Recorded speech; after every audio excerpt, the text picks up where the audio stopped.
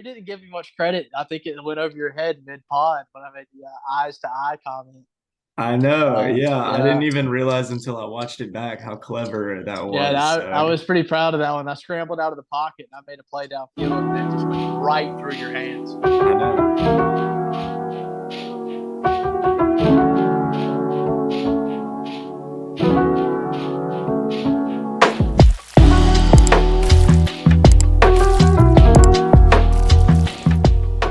I'm back.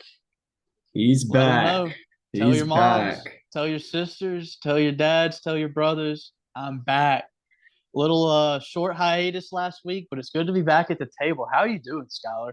Oh man, I'm great. I'm great. It's great to have you back, man. Glad you were able to make it back on this week. We missed you. We missed you Yeah. last week. Shout out to Joey. He held it down. He held it down. Oh, I was proud of him. I wasn't yeah. sure what performance we were going to get, but he came off the bench and he gave us numbers. I agree. I agree. I Yeah. think you did a great job. Yeah, solid performance. 15 points, like 7 assists, couple boards in there. I mean, what else could you want out of a six man? That's it. That's it. So, dude, I'm excited for this week's show. We've been talking. We're going to do a couple new topics. The top five is definitely going to be very fun. Yeah. But we're definitely let's kick it off with around the table as per usual. And I'm going to start. As y'all can tell, we got a little new backdrop. The kid decided that it was time to get a little more official of a look on the pod.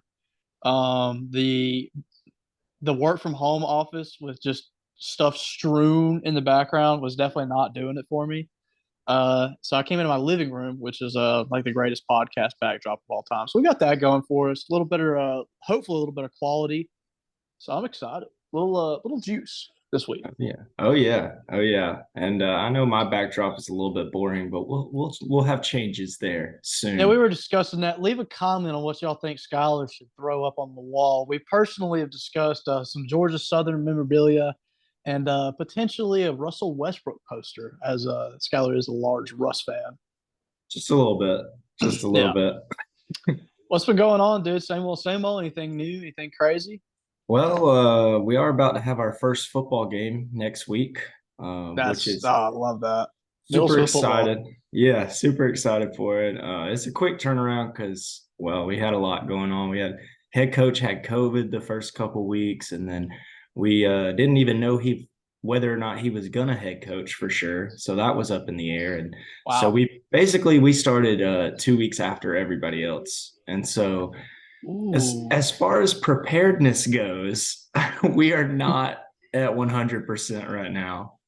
Yeah. Luckily, though, it is middle school football. The level of preparedness required isn't exactly the highest. That's exactly right. That's it. And I And let think it be we, known. I hate to cut you off right there, but oh, speaking you're of middle good. school football, y'all are listening to two champions right now. Eighth grade, 16-14, Heard County. What you want to say about it? Come get some more. You can Amen. never take that one from me. I think honestly, Skylar, that's probably the last championship I ever won in anything. Yeah, I I'm mean, probably in the same boat there. let's just call a spade a spade. We didn't win a lot of championships past the eighth grade. Yeah. Yeah. No, we did not. We did not have a whole lot of playoff success in high school, sadly. Yeah, speaking of that, I actually went to my first high school, our alumni, Bremen. I went and checked out a game. I haven't been since I stopped coaching. Hmm. And I realized that I can't just sit in the stands and watch games. Dude, I get so anxious and like nervous and juiced, and I'm like, I can't do anything up here. Like I'm powerless. So I don't know if I can ever go back unless I'm on the sidelines. Yeah. Yeah, I feel you, dude. I feel you. It would be so hard to sit up there and watch as a fan. I'm very glad I'm able to coach. Yeah, I definitely at some point down the line will have to get back into coaching one way or another. I don't know if it will require me getting an education degree or what it's going to take, but we'll have to figure it out. I definitely miss the action. Ah, there's ways around it. Exactly. That's what I'm thinking. There's ways around it for sure. Yeah. For sure. And then as far as sports topics go, I don't really have a whole lot to talk about this week. But I did want to bring up, since we haven't talked about it on the podcast, the signings at running back of Dalvin Cook and Ezekiel Elliott. Okay. I feel like people are overhyping the Dalvin Cook signing and underhyping the Ezekiel Elliott signing. That's kind of in the Uh, boat I'm in. I can definitely agree with the Dalvin Cook. I don't see the wow factor anymore, and I haven't in about 2 seasons. I don't see why we're still so hype about him. I also hate hearing about him as a relevant fantasy player. Like, Yeah, he's just a running back. Like, there's plenty of way better than him right now. And yeah, then I'm kind of with you on the Zeke. I think Zeke's going to see more opportunities in that offense, maybe a little more mm, goal line stuff. So fantasy owners will definitely be a little more excited, some touchdown opportunities. But I think Zeke has a lot of miles, you yeah. know. So I think we might start to see that catch up. Hopefully, not a Todd Gurley situation. Yeah, I hope not. I hope not. I mean, I do think for fantasy, he'll probably be a little bit boomer bust, but Agreed. at the same time, in like a real life football aspect, I mean, Oh, real life, absolutely, is in the best he situation he could be. exactly sitting behind Ramondre Stevenson, he's not going to have to carry the load anymore. He can just come in and get you those tough 4 or 5 yards that you may need from him, and then come right back out the game and rest. So, Yep, which is perfect for a guy like him. Yeah, yep, yep, and yep. yeah, outside of those, I mean, a little sports to discuss. If you're a golf guy, there's a lot of really good golf going on right now. Shout out to another local pod, the Back Home Boys. They actually just discussed the Tour Championships going on in Atlanta this weekend.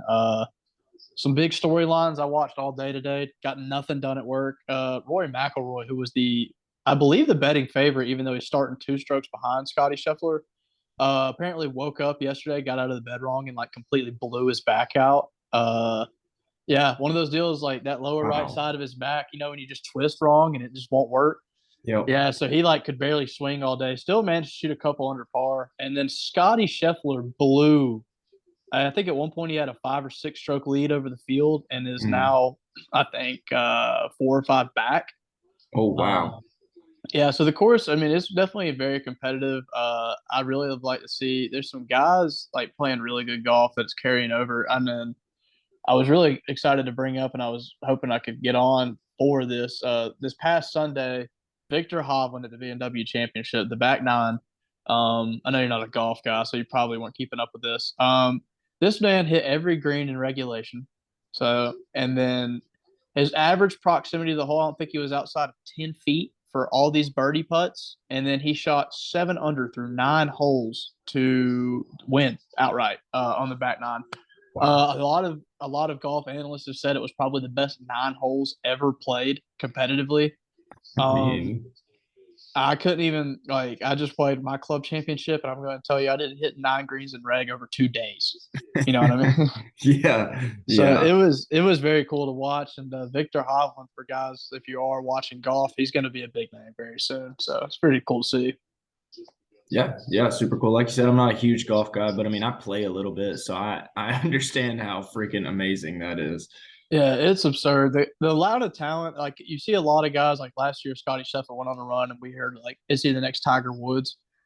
I don't think there's the next Tiger Woods currently playing, but the amount of guys right now who can go out there and win and shoot like 60s, or maybe even that. I mean, there's been a couple 59 watches this year.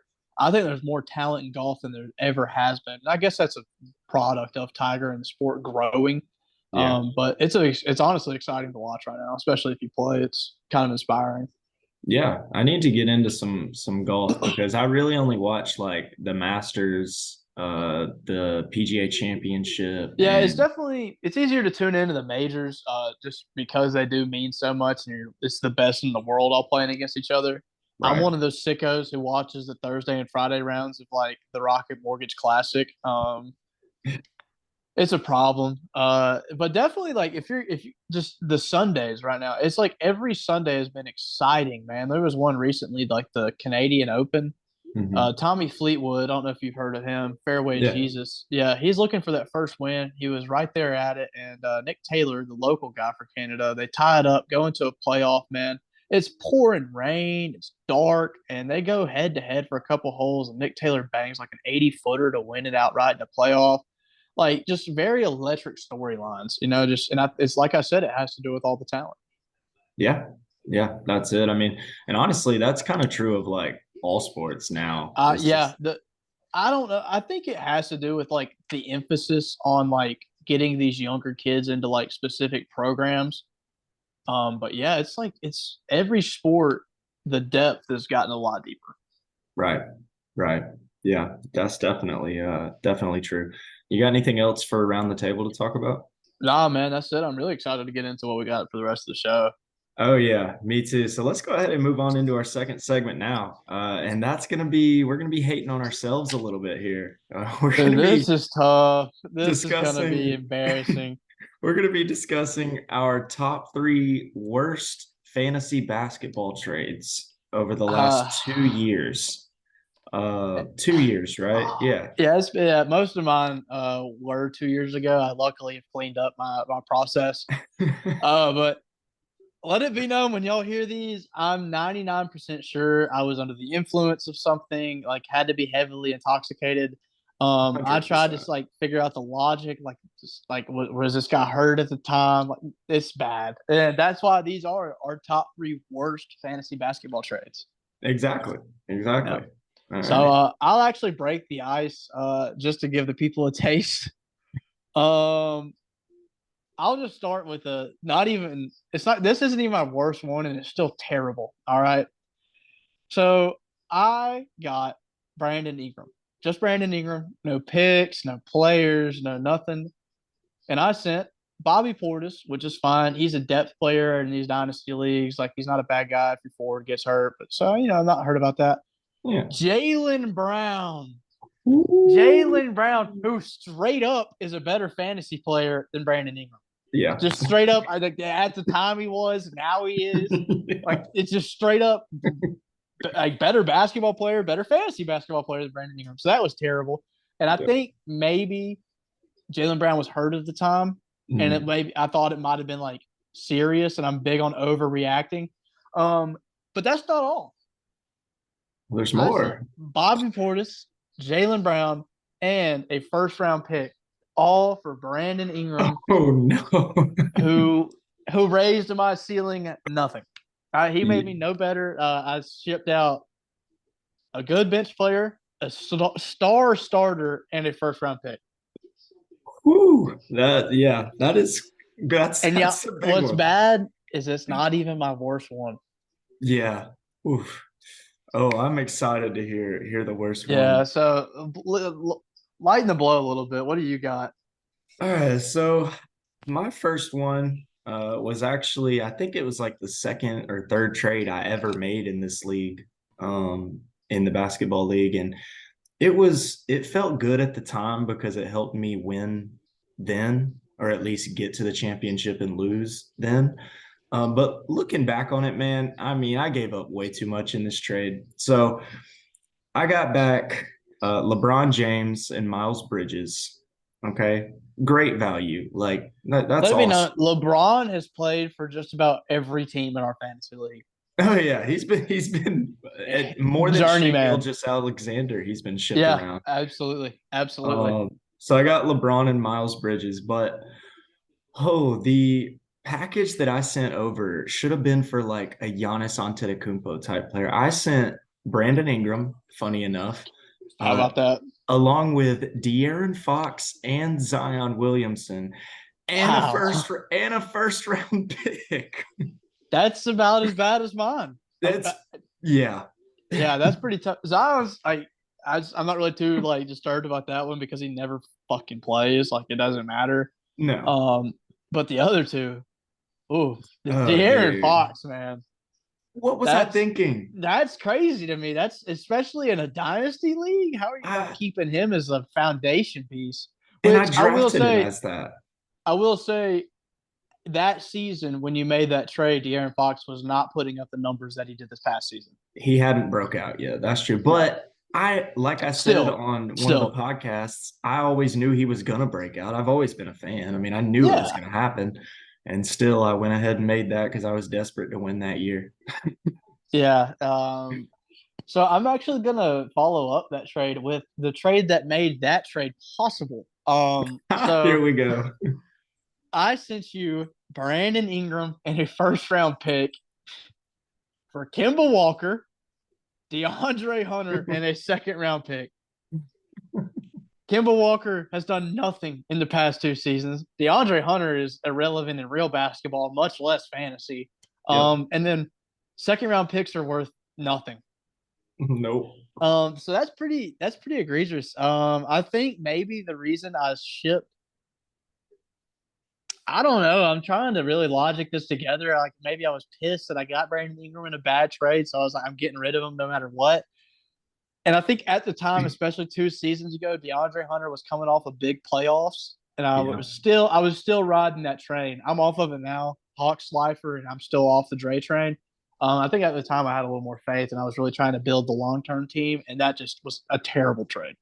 Yeah. Yeah. I mean, maybe I might have slipped you a little something on the side for that one. That's a And possibility. So I that's only ever happened once in this league, and we won't name names, but no, no. uh, But we all know when and there where was a and who. dirty taste of collusion on that first trophy. That's all we can say. Yeah. Hmm. Yep. The perpetrators can feel free to come on and defend themselves if they would like, but we're not going to say anything else. They are free to do that because they know who they are and They know who they are. they watch the pod. They watch Yeah. the pod. All right. So my next bad trade was from this past season, early on in the season. I was looking for depth, and while I think the players in this trade, I think is a perfect swap. In terms of one guy's rebuilding, the other guy's trying to get some depth. But the fact that I gave up the picks I did is what kills me in this trade. So I got Chris Middleton and Buddy Hield, right? Good depth options, Yeah, nothing but not you're special. not moving the needle there. Right. So the players I gave up were Malik Monk and Davion Mitchell, right? Yeah, That's I mean, I think you're that's a getting pretty better. You're getting better depth points wise, and then I mean those two guys yeah, aren't going to do. Yeah. right. And Okay. then he gets two younger guys who could work out one day in the future, right? But I decided to sweeten the pot way too heavily by throwing in two first round picks Oh my god. for Chris Middleton and Buddy Hield, man. You could, I mean, them the two first round picks alone would have been worth too much less like the whole package. That's tough, Skylar. That's really tough, especially because first round picks are gold. Yep, Like exactly. rookies are getting better and better. Yeah, and we're gonna get Uh, more into that with my next trade. I gave up even more firsts, so we'll get into that in a second. um, I think this one is pretty. This is my worst one, and Yeah. then simply because one of these players, Skylar discussed this in his little short clip. If y'all watched that, talking about our draft, I drafted this player and he's a complete bust. And Mm. so I was able to get rid of him originally, and then for some reason I was like, "Oh, he'll turn it around. I want him back." So I got Christian Wood, who maybe played like half the season last year. Jason Kidd hates him. Every team hates him. He's played for a different team every year. He's been in the league. I guess that Rocket season he had 2 years ago really juiced me fantasy wise, and I was like, I want some of that. He put up like one game over 30 points, and 30 is not very high scoring in our league. No. I got DeAndre Ayton, who was the player I was discussing. The biggest fantasy bust, biggest real life bust. The fact that I welcomed him back with open arms is disgusting to me because let it be known he's already gone again. Yeah. Um, and I did, and I think this is what really made me make the trade is I have no picks because of those trades I made in my draft. Like I really like rebuilt my entire starting lineup, and I have no bench at picks You did. until Yeah. now. So I got a first rounder, which wasn't terrible. I needed that. I had none, and I'm up to like five now, so that's pretty key. But here's what I sent for Christian Wood, DeAndre Ayton at first. Two guys, one guy who's not even on a team right now, and one guy I don't own. I sent Paul George, Ooh. Jarrett Allen, which Ooh. in fantasy it doesn't hurt as bad, but he does what DeAndre Ayton does, but every night. Right. And I think he can get better offensively. So I don't know what I was thinking there. This next one's really mind boggling. Tyrese Maxey, Oh no. who is about to just have free reign of a tankathon Oh in no. Philadelphia. So I said Paul George, Jared Allen, Tyrese Maxey. The three players alone is like, what the hell are you thinking? And then like you, I decided to sweeten the pot with 2 second round picks, which so that's two picks, three players, all three starters for a guy that is no longer on a team. a guy that no longer plays for me, and a single first round pick that happened to be the eighth pick of the first round. Wow. Yeah, so that was pretty bad. There's a reason no NBA teams are knocking down my door to get me in the front office. Yeah. Yeah, that's for sure. Yeah, you Well, don't even know yeah. what to say. That's how bad it is. Yeah, it's Hey, been a long ride.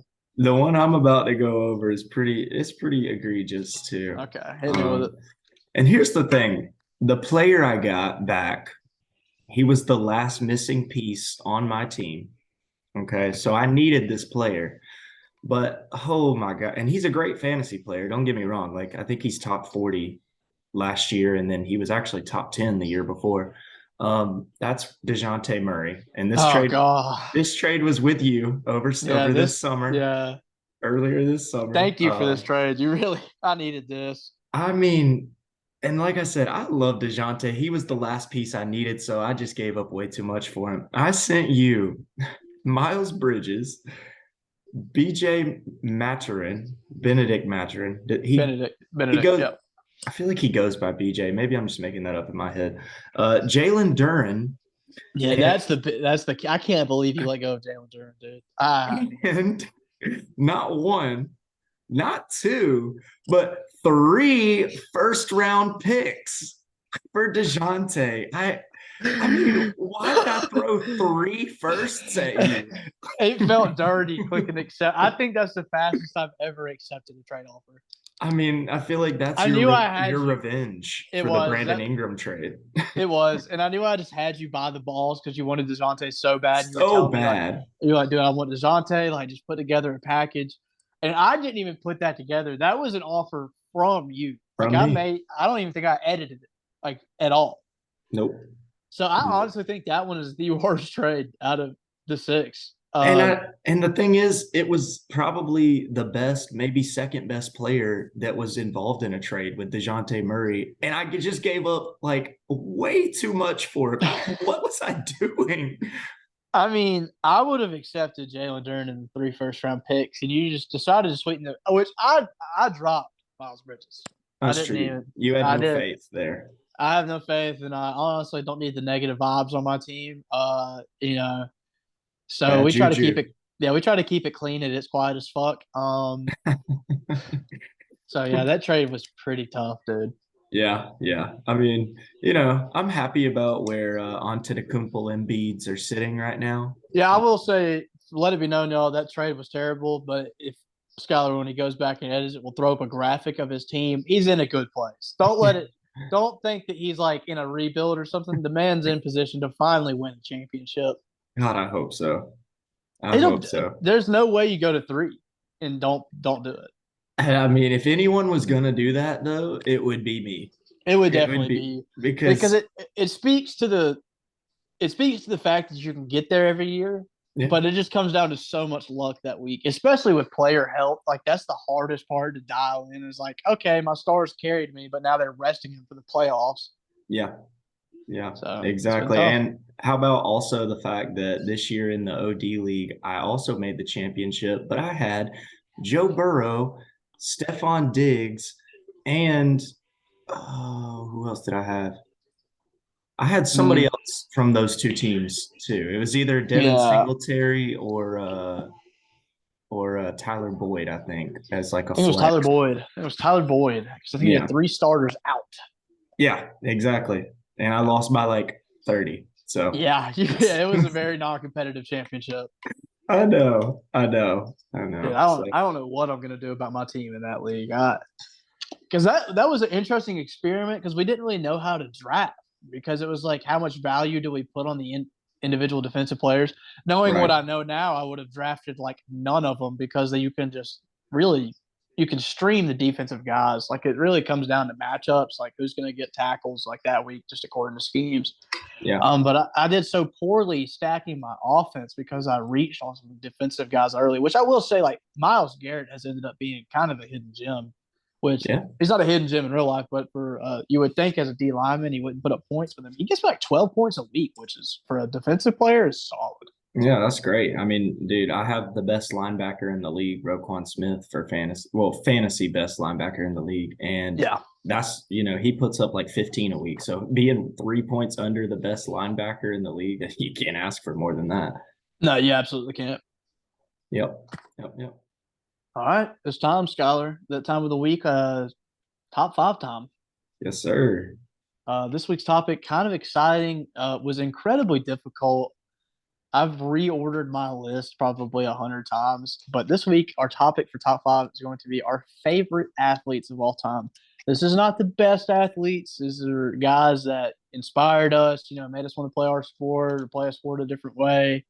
Um, and I really kind of realized how much of an Atlanta homer I was when I put this list together. But I'm unashamed because these are the guys I've grown up watching. I got a couple guys from outside, but I'll lead the way. Uh, this is the only basketball player I have on the list, and he will move up higher as his career goes on. If you know me, you know the answer. We got Trey Young at number five. Uh, the that playoff run he had in 2021 was the most exciting basketball I've ever seen from a single player that like on a team I cared about, especially. Yeah, And then from that moment on in Madison Square Garden, when he shuts the crowd, when he did the shimmies, dude, like I just knew that I was a fan for life. So that's my number five. love it. Kind of, he's only been in the league for I think 5 years now, so it's kind of crazy to think he's already up there for me. But I'm excited to watch Trey's whole career. It's gonna kill me if he ever leaves Atlanta. Just know that. Oh yeah, I get it, dude. I love Trey Uh, too. I'm a huge fan. so at number four, another young Atlanta star who will rise up the list as his career continues. This is in another sport though. We're going baseball. Ronald Yeah, Acuna Jr. at number four. If you're not a Ronald fan, you don't like baseball. You don't like sports. yeah. In my opinion, he is electric, man. He can every play that he's on the field has a chance to be a highlight. Um, and I remember early in the career there was the hustle concerns, and now he is one of the hardest playing guys on the field. The stolen bases, just the grinded out singles. I mean, he does it all. Yep. I love Ronald, man. He makes baseball fun. He really does. Yeah, And then he got me back into the Braves for sure. he did. He really did. Because for the longest time, our only star was Freddie. And unless you're just a baseball purist, Freddie doesn't really move the needle for an Right. excitement factor. So Ronnie really did turn the franchise around, in my opinion. I Yeah. think he was the reason we were able to move in the new direction. Yeah. Yeah. So He and Ozzy Albies together, they kind of exactly. turned it around. Ozzy and Ronnie together are, in my opinion, like if you've played sports, like that connection that you have when you make a brother out there and like you're on the field and like it's just a party every night. That's the best feeling in the world. And those two guys are on national TV just doing it every single day, and it's awesome to watch. Yes, sir. Um, so another sport coming up. So there's three sports and three players here. Getting into football now. Definitely more of my favorite athletes have been in the sport. This guy was, in my opinion, the best at his position for multiple years in the league when he was dominant. The injuries definitely slowed him down in the back half. But I have Julio Jones at number three. I love that pick. Um, Dude, Julio, I definitely getting into football, especially like when I was in high school, I was so like line oriented, like I really didn't appreciate the skill. Julio Jones made me appreciate wide receivers. This dude was a grinder. He kind of was that combination of Megatron and some of those speedier guys. Um, and he kind of, in my opinion, is that new prototype that a lot of the receivers want to match. I mean, it's hard to with the physicality that he had, but Julio was awesome, man. And watching him make tackles on interceptions was always awesome too. Dude, So that's yes. Julio at three. I know you remember this. We were all together. That catch he had in the Super Bowl prior to the blow up, That was insane. one of the greatest catches anybody's ever I've made. ever seen. Yeah. Absolutely unreal. So that's Julio at three. And then number two, this guy, number one and two are very hard for me to order.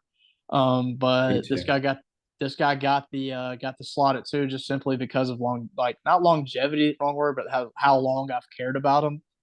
I got Matthew Stafford at number two. Oh, Um, I like that. I've always been a massive Georgia fan, as y'all. I mean, got the G behind me right here. And Stafford was the first like quarterback I like really remember. You know what I mean? Like those first teams, like you're old enough to follow and keep up with throughout the season. And dude, he was just electric. I remember just the way how hard he threw the ball. was insane to me. He was the first player whose NFL jersey I got that wasn't Michael Vick. I remember Stafford got drafted, and that year I got his Lions jersey. I still have it in my closet. I'll probably go get it. But the dude, and then he's just a hard player, man. I remember the video of him with the broken collarbone or the separated shoulder leading the comeback win. Just a guy that's one of the bigger dogs to ever play the sport, in my opinion. So Yeah. that's Matthew Stafford at two. Awesome. Yeah, dude. Hell yeah. I love that. I love that top four. That's A lot of four. home. It's a lot of homerism, but like in my opinion, that's like what makes sports important is that connection to teams. And Yeah. when you can follow those guys, like for Stafford, I followed him all the way at Georgia and was able to watch him in Detroit. Julio's played at home, like and then Trey and Ronald, I've seen their whole career play out. Man, it's hard not to be fans. Yeah, totally, dude. I totally get it. I mean, I've got a lot of Homer picks on my list too. Especially the honorable mentions that I had. I Yeah, the honorable definitely, mentions. Some of these guys, like people are gonna be like, "What?"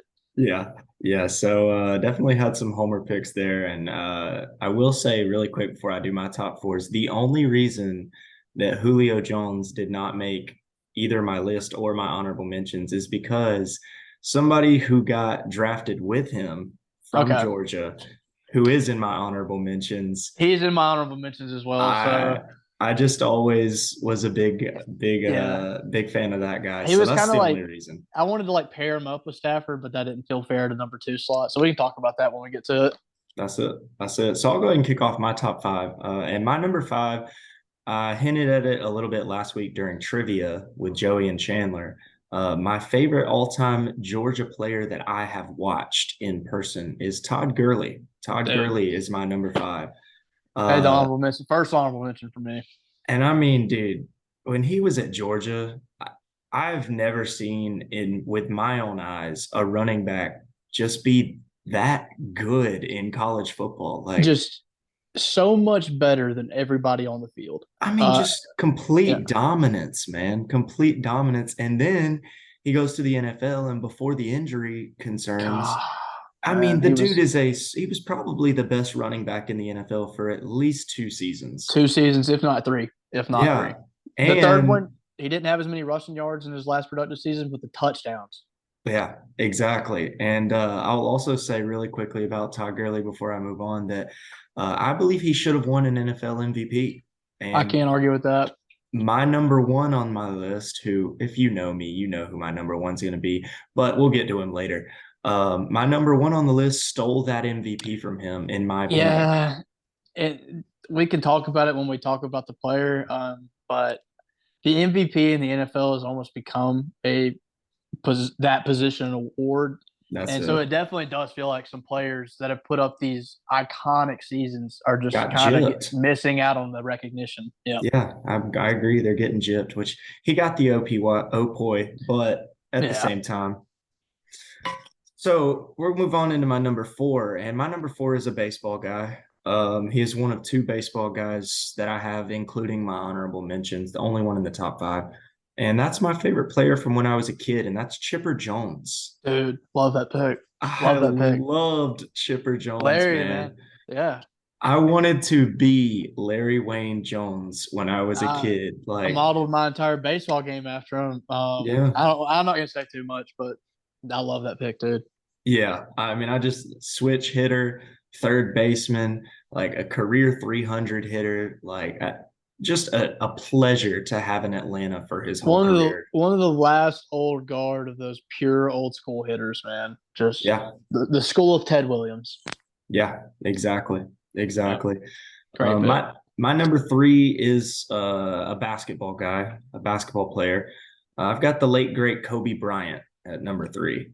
Yep. And I mean, honestly, the biggest reason for that is I would have probably never even watched basketball if Kobe Bryant never played. He was the only Wow. player. He was the only player that me and Michael, my brother Michael, were interested in when we were kids. We just loved watching the Lakers because of Kobe Bryant and Derek Fisher. Those were our guys.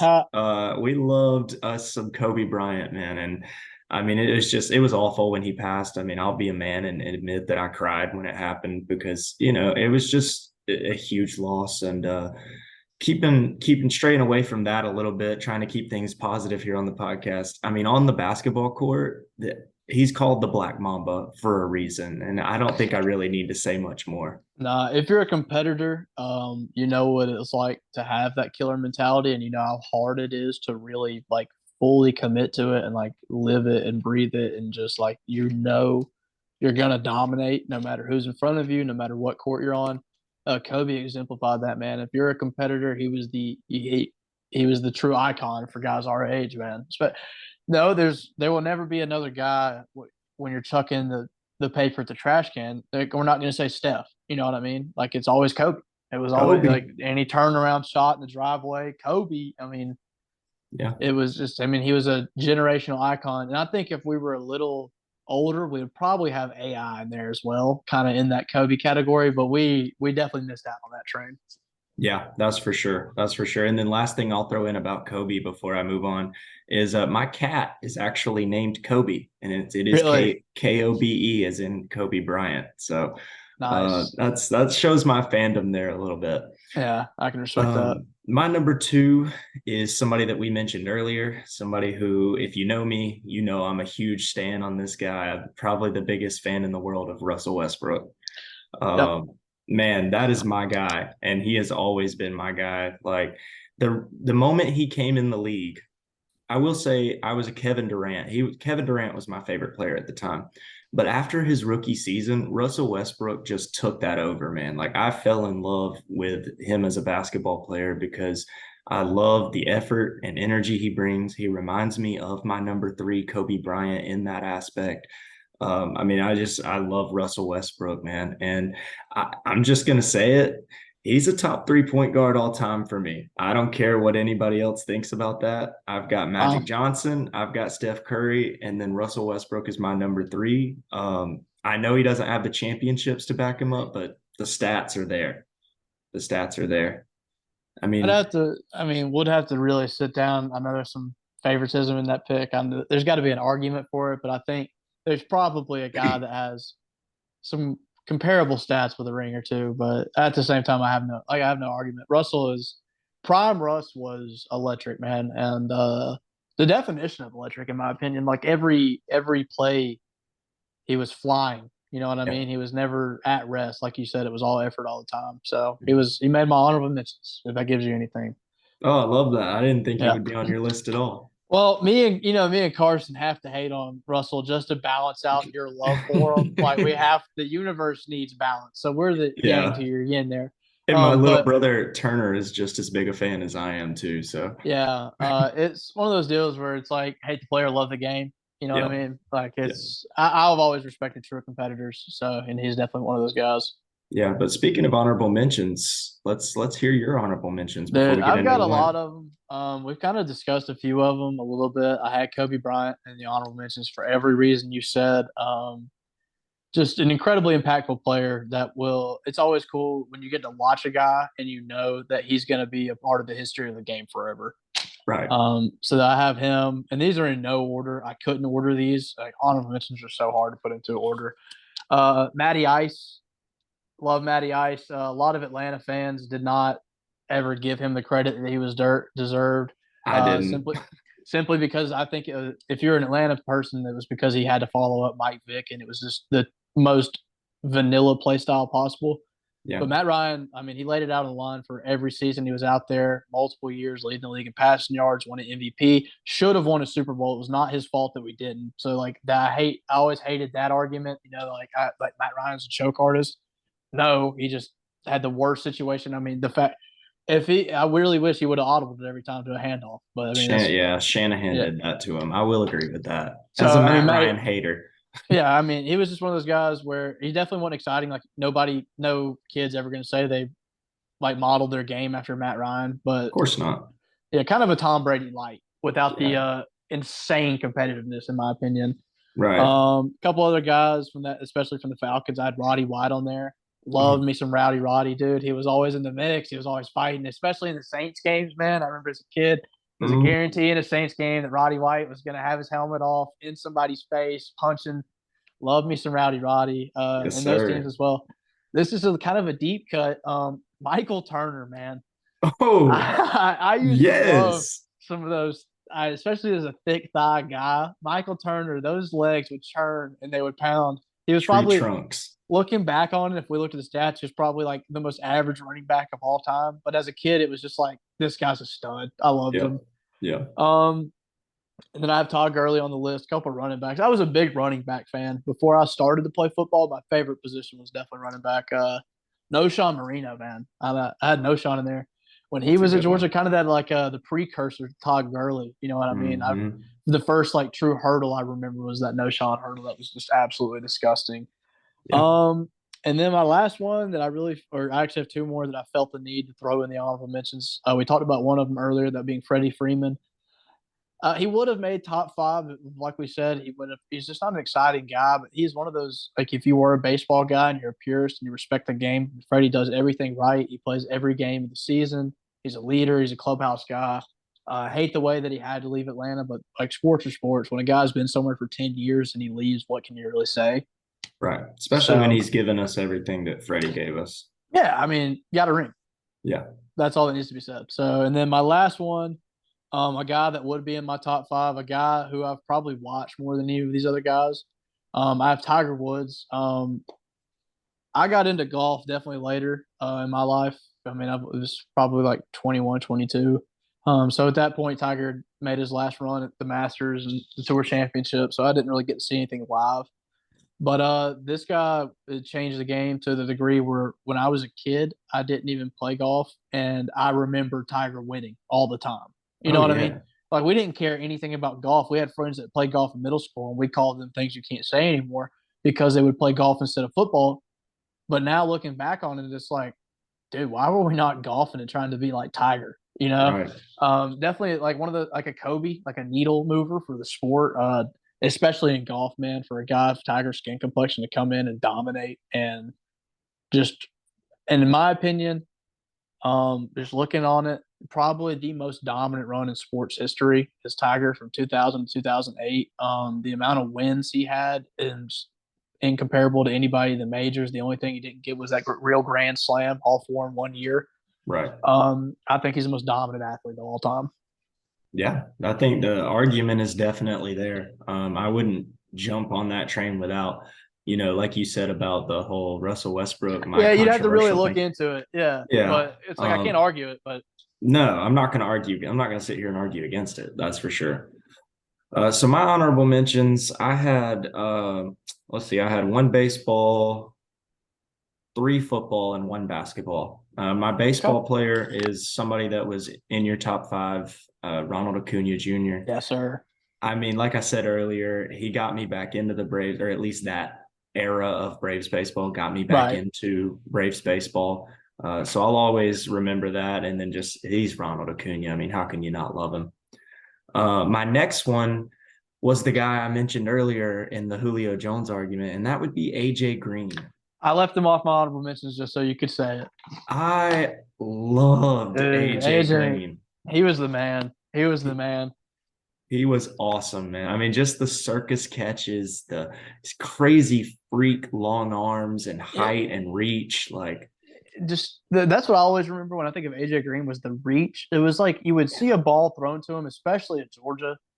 That was like, oh, I mean, that's incomplete pass, and then all of a sudden his hands were just on the ball, no yeah, matter where it was, behind him, over him, but below him, in front of him. It was unreal, man. yeah. And I'll never forget at Colorado, the greatest catch in Georgia football history. I mean, Yeah, I still don't know how he caught that ball. I have no he doesn't know idea. how he caught it. You know what I mean? It's just, Exactly. yeah, unreal. Kind of like the Exactly. Julio catch in the Super Bowl. You just kind of put your body, put it out on the line, and sometimes you have a ball in your hands when you come to, and sometimes it's incomplete pass, run it back. That's it. That's exactly it. So the next one I had on the list was the one basketball guy that I wanted to include, and he happens to be the guy that was been my favorite or second favorite, sorry, basketball player behind Russell Westbrook for many years now, and that's Paul George. I don't, PG's clean. PG's yeah, always had a clean game. and I don't think a lot of people really know how big of a fan of Paul George I am, but I've always loved Paul George. I mean, like you said, he super clean, like one of the smoothest basketball players you will ever Just that's watch. the smooth man. I love like I love it when players are smooth, and like basketball is the biggest example sport of that. And he just is always like, especially in his prime. Like I just remember Yeah, some of those runs with the Pacers, yeah, just and a that's and pleasure that to watch. exactly, and that's when I fell in love with his game was those teams with George Hill, Roy Hibbert, David West, Yep. those playoff teams that went toe to toe with LeBron James, Dwayne Wade, and Chris Bosh. I mean, Yeah. how could you not love seeing a guy like Paul George at what 23, 24 years old going to head with LeBron James? Yep. So I've always been a huge Paul George fan. My next one, he played the same position that I played both senior year of high school and my 1 year in college, and that is Ed Reed. I was Oh, great always pick, man. a That's a great pick. I was always a huge fan of Ed Reed. He obviously would go in there and blow up a ball carrier, wide receiver, running back, quarterback, fullback. It doesn't matter who's carrying the ball. You don't want to get hit by Ed Reed. Uh, And bad, bad. then you want to talk about Earl Thomas range before Earl Thomas even, was a concept in the NFL. He had it. Like the dude covered sideline to sideline. You're not throwing deep when Ed Reed's on the field, at least unless you can find a way to get him wholly to one side of the field. Then maybe you Yep. can throw it over the Might top have on a the other chance. side. Yeah. But just, I mean, pan him out for free safeties. Like it doesn't get better than Ed Reed, in my opinion. I think he's probably, I won't say definitely, but probably the greatest free safety in NFL history. Um, Another like I one of said, those where we'd have to take the time to look at it, but I really like exactly. that. Yeah. Exactly. And then my last one is a lesser known guy outside of the Georgia football community. But if you've been watching Georgia football for as long as we have, you know exactly who I'm talking about here, and that's Alec Ogletree. Dude. Alec Ogletree. Another one, I'm just gonna mention it while we're there, is Muhammad Massaquoi. Oh yes, dude. Those Yes. teams had a couple of these guys, the Bakari Rambos. Oh, Bakari Rambo, I Jarvis mean, Jones, Jones. I Sanders mean, come Cummings. on, there you go. Woo, Those teams, yes. man. Oh, those are the years where I was so convinced we were always going to win a national championship, and we just never would. We always lose to like South Carolina and Ugh, I know. whoever, and I then know. blow it. But golly, I used to love those teams, man. They had some great players. Yeah, yeah. And then another moment from Georgia football that I'll never forget. The nastiest tackle I have, I think, ever watched with my own eyes was whenever he picked up the Georgia Tech, I think it was a running back for Georgia Tech, Yeah, the and just full. fully over the So shoulder, I like was actually at that game. I was actually at that game, and I just remember it was me and our buddy Adam Carroll, just mhm. getting after it after that one, man. That was Yeah, insane to watch in person. that's Well, a one, you were like, did he kill the guy? woo, Yeah. yeah, Woo. Yeah, exactly. It's 100,000 people. yep, yep. So I I love know. that pick, dude. One more mention from those teams. One more mention. TK, Tavares King, Oh, another Mr. one. Consistency out there at Mr. wide Consistency. receiver. Yes, sir. Yes, God, sir. we Yes, had some sir. great players, man. Oh man, we could go on. We could make a whole podcast just talking about that era of Georgia football. Yeah, but I really could. That Yeah. was yeah. So, but lo and behold, let's get off that, off the dogs. We'll get into them more during the season for sure. Oh yeah. It's time for the number ones. If I was, I mean, the betting odds on your number one, pretty much like that's just you ain't gonna win nothing. You'd have to put down 1,000 to win a dollar. Yeah. So I'll lead the way just because it's probably a little more unexpected. I got excited when you mentioned him, so I really tried to reel it back in. Man, Chipper Jones is my favorite athlete of all time. So I was a baseball guy. So before I like growing up, we played every sport. Like we tried soccer, tried basketball, tried tennis. But like we played baseball. It was year round. Like I didn't even think about football until we made the move to Bremen in middle school. Right. Um, and when I played baseball, man, I modeled everything I did after Chipper. I was a third baseman. I mean, the way I hit, like I wanted to hit like him. Like I just I wanted to field like him. You know, it was like you said, just like hitting 300 every year, Mr. Consistent, like a Mets killer. That's the one thing I always remember, man. We were playing Always. the Mets. You just bet the house on Chipper because you knew he was going to kill him.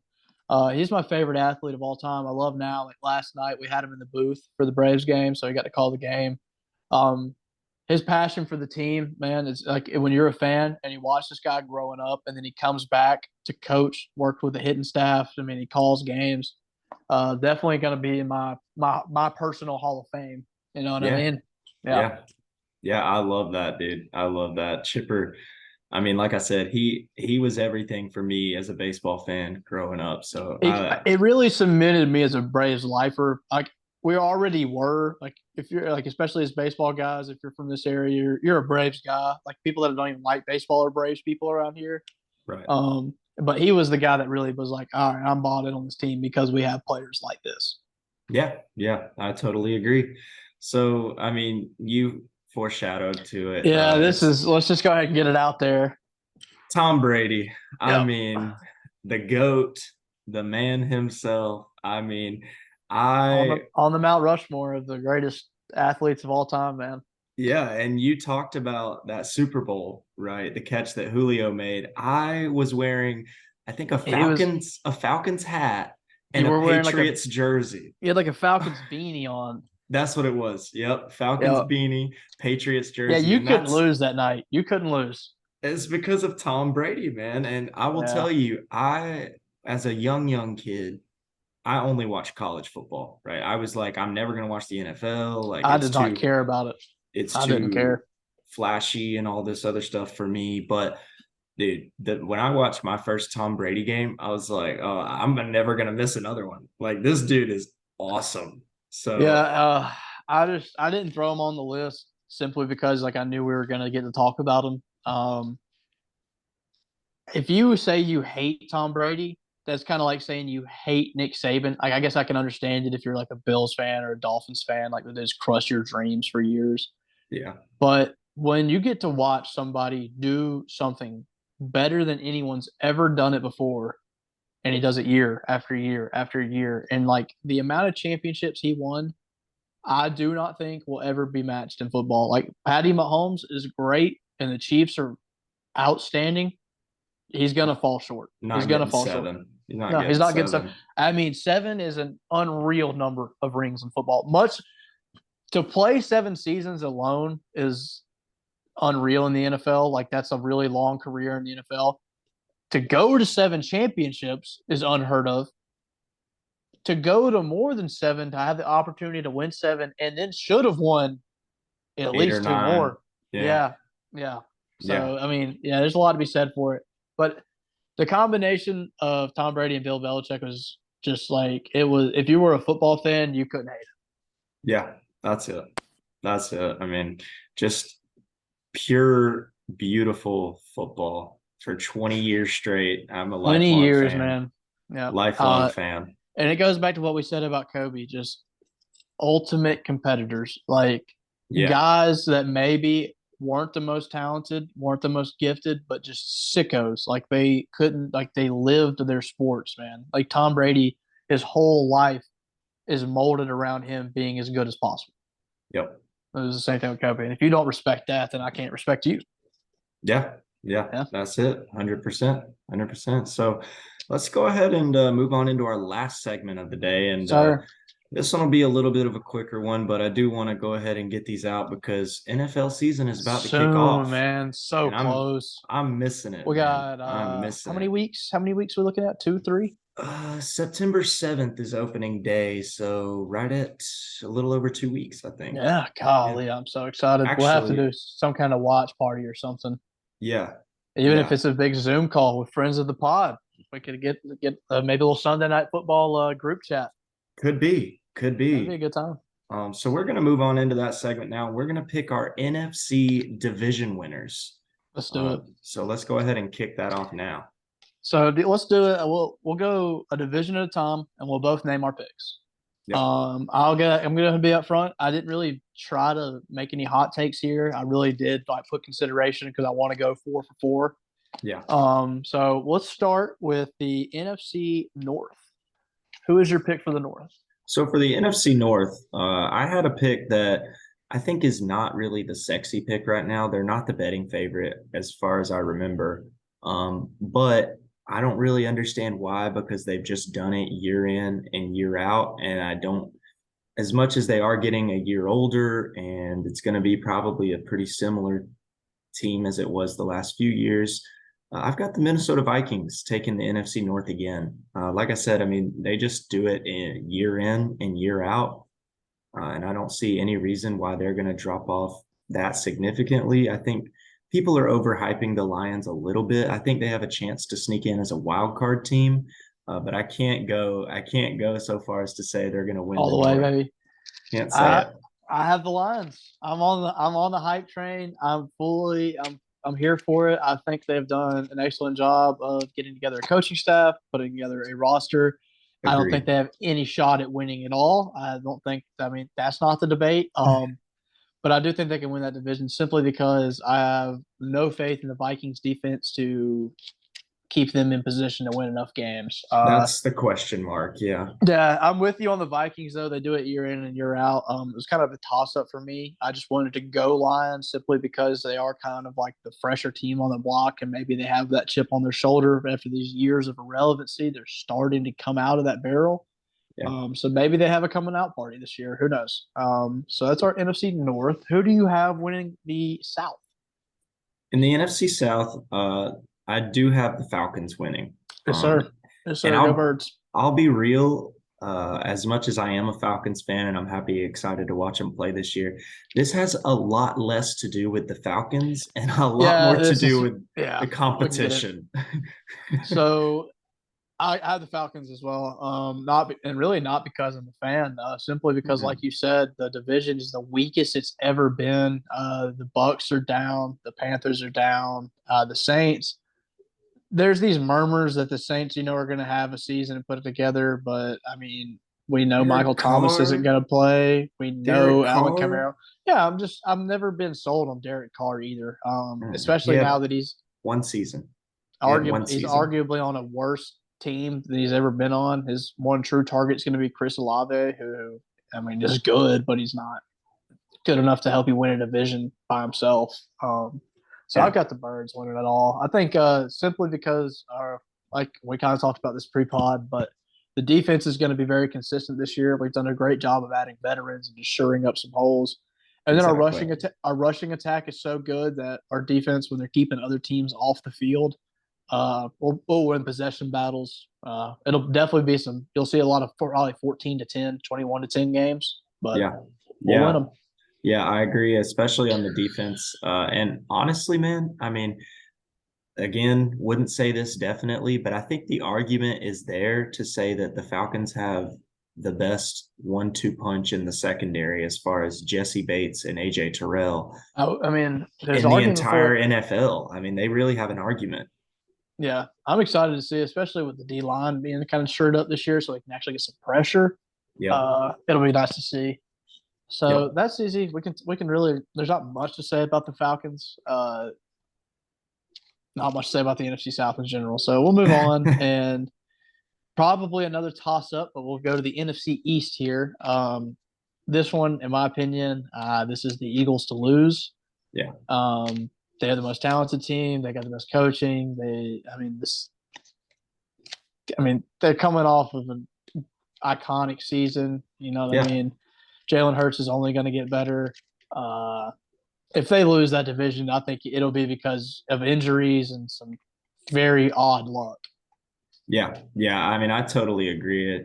And the crazy thing is, the Eagles are just that good. Like this one is the opposite of the Falcons, where it really Yeah, is nothing to do with the competition. Because as much as I hate on the Cowboys, I respect them in the regular season. You know, they put up winning they're seasons not year pushovers. after I year. mean, yeah, they're Yeah, not.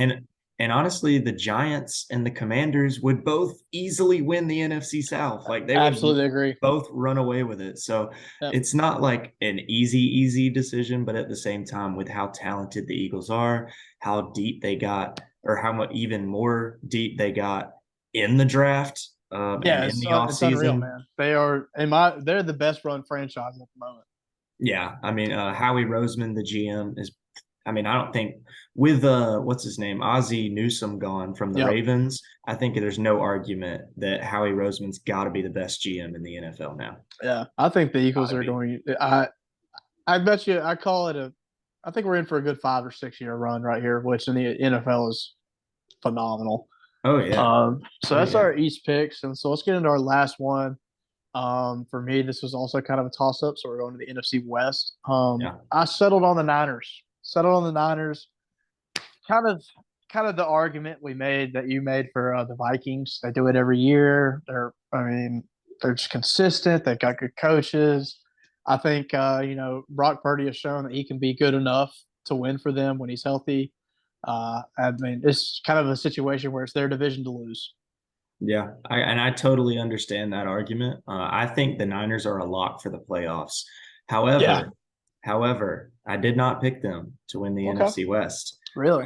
I'm jumping on the Seahawks train this year. Ah, man, I just can't do it. I can't get on this Geno like doing it again. Right?